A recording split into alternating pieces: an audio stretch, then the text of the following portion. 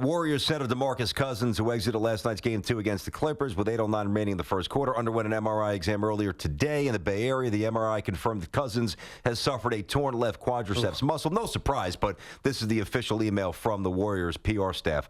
The injury will sideline Cousins indefinitely. That means we'll see him next season. Even if they make the finals, he's not playing. I don't think, even though some people think he can, I don't think he will. Non-contact. That thing rolled up like a lampshade. That is not good. Yep. And it will begin rehabilitation immediately. Updates on the progress will be provided as appropriate. So, as he goes down in a non-contact effort play, which is really sad for DeMarcus Cousins, as he and Gallinari were pursuing the ball, who takes those 20-something minutes a game? I don't know. I mean, that's a problem.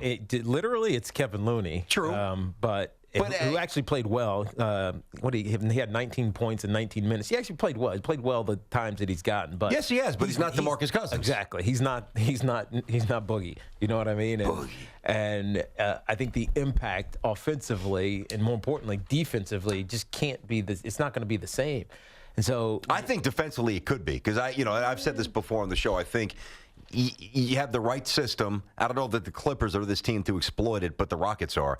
You get DeMarcus Cousins high post, pick and roll, move his feet, you're going to destroy him. And I think that Looney's going to move his feet much better laterally in terms of that dexterity, that physical or defensive dexterity. But it's the other stuff. Yeah. The three-point shooting, the toughness, the edge in the huddle. He's a great passer. I mean, they're going to miss DeMarcus Cousins. Let me throw this by you. I know that this is next year, and everybody's focused on Kevin Durant leaving. If we don't see DeMarcus Cousins the rest of the year, and I can't imagine how we do. I don't know how we do. Okay, so he's on ice the rest of the year, unfortunately. Don't you think that that's on some level a silver lining for the Warriors, because he's not going to get big money again. He's going to have to prove himself again. Yeah. So do you think he could take a one-year deal with the Warriors and say, all right, I'll kick this down the road for one more year. Instead of 1 year, $5 million, give me 1 year, $8 million. You know, he's in his late 20s at this. What is he, about 28, Boogie? 29. 29 this summer. So he's 28 still. He'll be 29, age 29 next season. Who's giving him big money? Nobody. Exactly. Not 2 years being injured. I wouldn't. Significant injuries. So that could actually. And non-contact injuries. I know. That's worrisome. Yeah. I feel bad for him, too. I do, too. Because he was hustling. And it's not something you normally see him doing, sprinting down a court to dive for a ball. And he probably shouldn't be. And, you know, that's what stinks. You want guys to hustle. Yeah, you're right. But then you don't want. It's not his game. It's like it's know your limits. The world champions. We know all about Durant. We'll get to Kevin Durant in a second. Yep.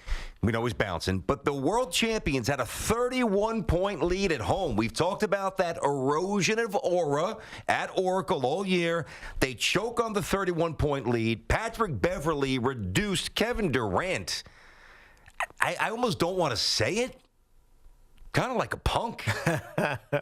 Just punked him. Like if it's a schoolyard, you're like, get this guy out of here. I gotta tell you, this guy's kind of a wuss. You know, and I know he's not. Yeah. That's why I hesitate. I just want to make sure I'm clear on that. I'm not calling him a wuss. No, I don't play that game. I feel you. But Patrick Beverley did to him kind of what he did to Lonzo Ball. Lonzo Ball's first night. Yeah, you're right. He got his grill. Yeah, and their bench, the Clippers bench was just crazy, whether it was Montrezl Harrell or Lou Williams, who we always knew was a good player. Oh, yeah, 36. It was ridiculous.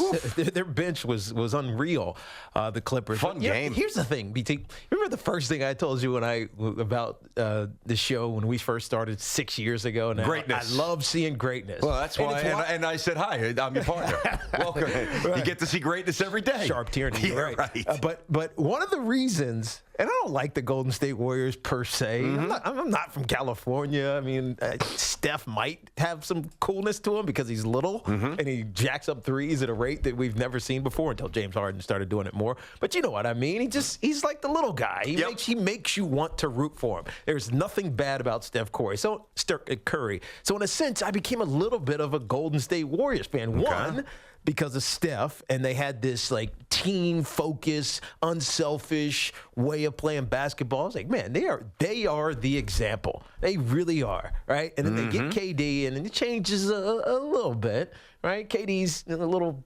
mercurial personality. He's a little odd at times. He gets emotional. A little vinegar in the salad, which you always need. But they win back-to-back championships. And so the narrative is, oh, man, this team is great. I just want to watch greatness, right? Back to my very first statement. I just want to watch greatness. And they are a great team in the making. We pencil them in all the way to the finals last year. The year before, we knew they were going to play the Cleveland Cavaliers, and we knew that they would beat them, whether it be in sweep or a 5. We knew that they were going to win.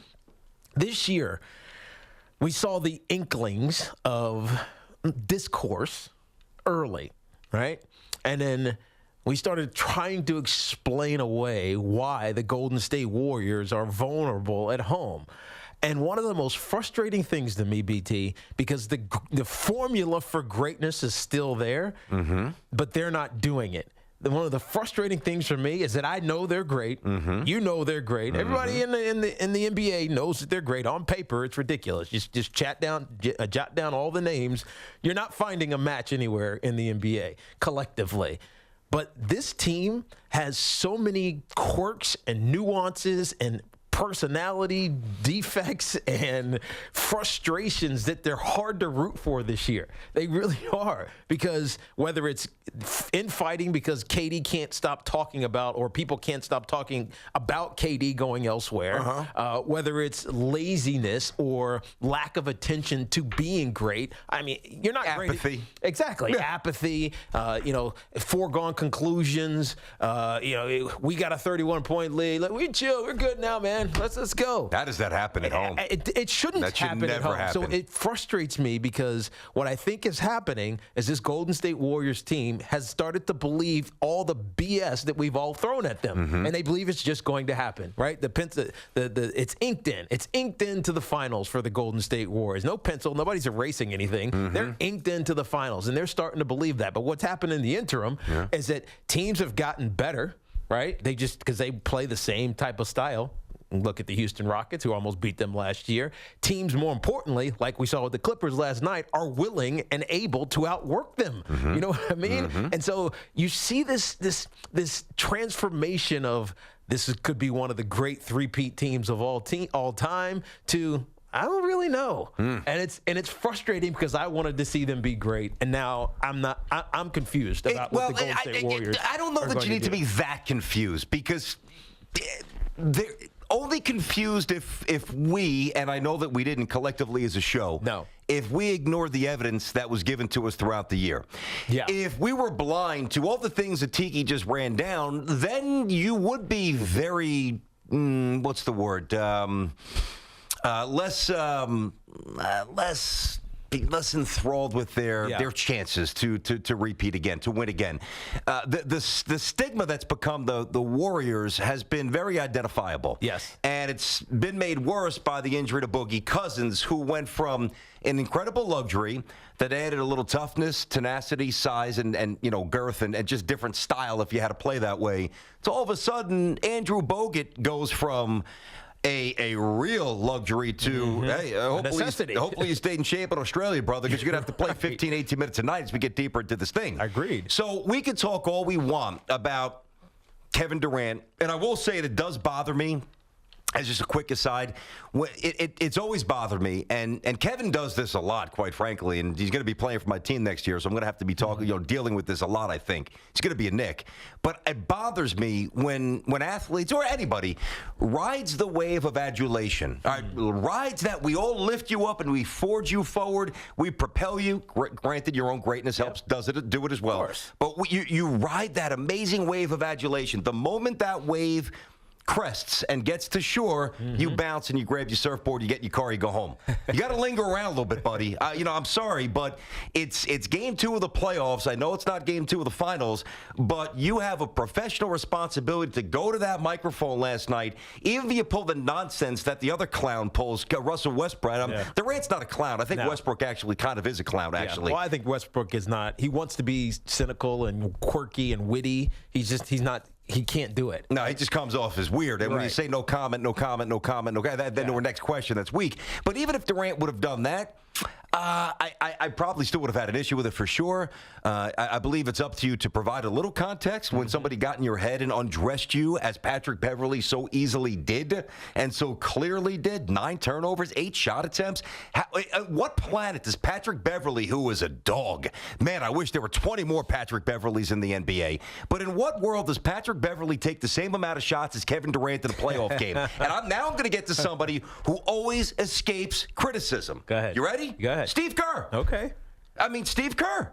Steve Kerr. But what is Steve Kerr supposed to do? See, I think this is part of the problem, the evolution of this Warriors team, is that they're bigger than their coach right now. And so what can Steve Kerr say? But that can't happen. I understand that, but what's he going to do? What can he say? I mean, in-game stuff. I don't mean post-game nonsense, I don't babble. disagree. I mean, do something. 31 points, 20 points, 18 points, 13 points, 9 points. Do something as the 31, not 12, 31 point what are you lead going to do? I don't know. I'm not a head coach. Do something.